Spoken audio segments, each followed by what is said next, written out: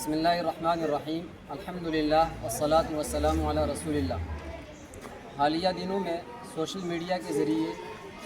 بریلوی جماعت کے ایک بزرگ شخص حاجی عبدالغنی صاحب کی ویڈیو نظر سے گزری، جس میں انہوں نے دو چیزوں کا ذکر کیا ہے۔ ایک تو دارالعلوم والے کسی ایک قضیے کا ذکر کیا ہے، ہم اس کی تحقیق میں ہیں، تبلیغی جماعت حق کی جماعت ہے، ہماری جماعت ہے، ہم ان کے ساتھ ہیں اور ہم ان کے شانہ بشانہ ہیں۔ دوسرا، انہوں نے اپنی اس ویڈیو کے اندر یہ ذکر کیا کہ جاوا کے اندر جو بدعقیدہ لوگوں کی مسجد ہے، اس مسجد کے سامنے جو پل ہے، اس پل پر جھنڈے لگائے گئے تھے، جو جھنڈے انہوں نے اتارے ہیں۔ یہ آپ نے تاثر دینے کی کوشش کی۔ پہلی بات تو یہ ہے کہ آپ نے کہا کہ بدعقیدہ لوگوں کی مسجد ہے۔ ہمارا عقیدہ یہ ہے کہ اللہ تبارک و تعالی اپنی ذات میں، اپنی صفات میں وحدہ لا شریک لہ ہے۔ ہمارا عقیدہ یہ ہے کہ اللہ تبارک و تعالی کے ذات میں، اللہ کی صفات میں کسی بھی قسم کا کسی کو شریک ٹھہرانا یہ کائنات کا عظیم ترین ظلم ہے، اور خود قرآن کریم نے اس کو ان الشرک لظلم عظیم کہا ہے کہ شرک کائنات کا سب سے بڑا ظلم ہے۔ ہمارا عقیدہ یہ ہے کہ اللہ تبارک و تعالیٰ کے بعد مخلوق میں سب سے بڑا مرتبہ، سب سے بڑا مقام وہ جناب محمد الرسول اللہ صلی اللہ علیہ وسلم کا ہے۔ آپ کی صلی اللہ علیہ وسلم کی ذات کے متعلق ہمارا عقیدہ یہ ہے کہ آپ سید ولد آدم ہیں، آپ سید الاولین والآخرین ہیں، آپ امام الانبیاء والمرسلین ہیں، اور آپ نبیوں کے سلسلے کے، رسولوں کے سلسلے کے سب سے آخری نبی، سب سے آخری رسول ہیں، اور آپ صلی اللہ علیہ وسلم کے بعد اب قیامت تلک کسی نئے شخص کو نبوت نہیں دی جائے گی، کوئی نیا شخص نبی نہیں بنے گا۔ آپ صلی اللہ علیہ وسلم خاتم النبیین ہیں۔ میرے اساتذہ کا، میرے اکابر کا، اور ہماری اس مسجد کا، ہمارے اس مدرسے کا، سب کا عقیدہ یہ تمام علمی اور عملی کمالات میں جناب صلی اللہ علیہ وسلم بعد از خدا بزرگ توئی قصہ مختصر ہیں۔ ہمارا عقیدہ یہ ہے، وہی ہے جو ایمان مفصل میں پڑھایا جاتا ہے کہ آمنت باللہ و ملائکتہ و کتبہ و رسلہ والیوم الآخر والقدر خیرہ و شرہ من اللہ تعالی والبعث بعد الموت۔ میں ایمان لاتا ہوں اللہ کی ذات پر، اللہ کے فرشتوں پر، اللہ کے تمام نبیوں اور تمام رسولوں پر، اور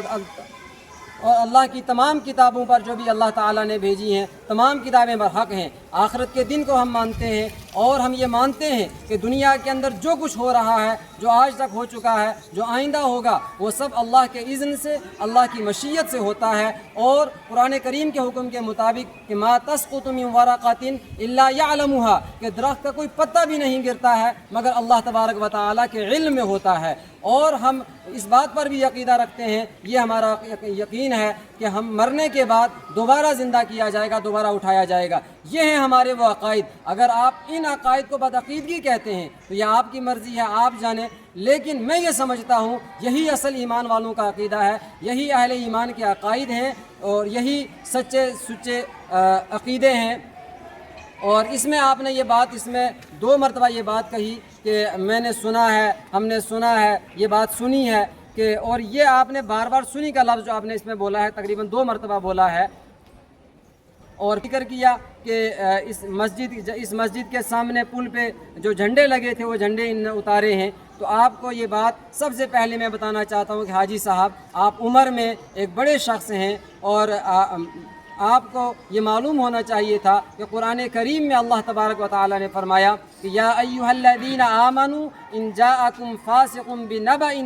فتبینوا، کہ ایمان والو، اگر تمہارے پاس کوئی فاسق شخص کوئی خبر لے کے آتا ہے تو اس کی خوب اچھی طرح تحقیق کر لیا کریں۔ اور جناب نبی اکرم صلی اللہ علیہ وآلہ وسلم نے ارشاد فرمایا کفی بالمرء کذبا ان یحدث بکل ما سمع، کہ آدمی کے جھوٹا ہونے کے لیے اتنی بات کافی ہے کہ وہ جو کچھ سنے اس کو آگے بیان کر دے۔ حاجی صاحب، خدا کے لیے جب آپ نے یہ بات سنی تھی تو آپ کو اس کی تحقیق کرنی چاہیے تھی کہ اصل صورتحال کیا ہے۔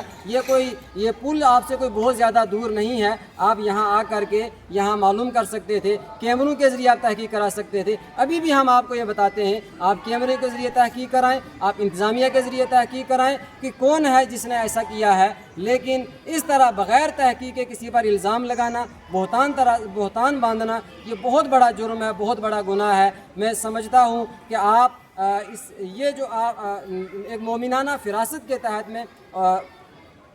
حمیت اور غیرت کے تحت میں آپ اس کی معذرت بھی کریں گے، آپ اس کی تحقیق کرا لیں کہ یہ معاملہ کیا ہے۔ یہ بیان میں دارالعلوم محمودیہ قاسم نگر مینڈر کے محتمم اور جامعہ مسجد مینڈر کے امام و خطیب حضرت مولانا فتح محمد صاحب کی ہدایت پر اور ان کی ترجمانی کرتے ہوئے اس وقت جاری کر رہا ہوں۔